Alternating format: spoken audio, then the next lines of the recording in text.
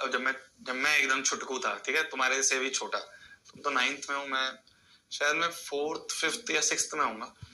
तो हमारे यहाँ ना, हमारे गली जहाँ पे मैं रहता था पहले, शुरू में हम जॉइंट फैमिली में रहते थे, तो वहां पे गली में ना, हमारे गली के एंड पे एक खाली जगह थी, वहां पे रामलीला होती थी। कुछ बच्चों को पता होगा, कुछ बच्चों को नहीं पता होगा, नॉर्थ से जो है उनको पता होगा।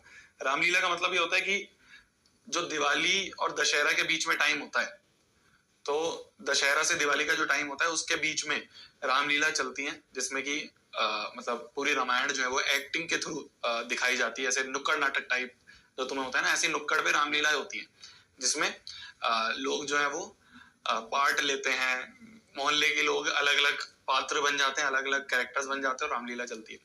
तो हमारे भी मोहल्ले में ऐसे चलती थी।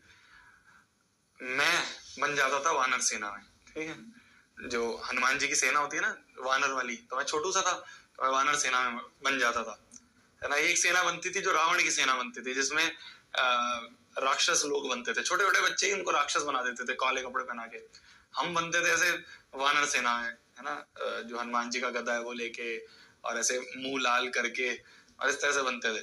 तो वहां पे इस तरह से बोला जाता था कि एक लाइन चलती थी कि जब लड़ाई हो रही है ना, तो इस तरह से होता था कि रावण और मान लो रावण की सेना की, और मतलब रावण की सेना लंका में होती थी, तो रावण की सेना की और वानर सेना की जब भी लड़ाई होती थी, तो एक लाइन चलती थी कि जल्दी जल्दी मरते जाओ, लंका खाली करते जाओ।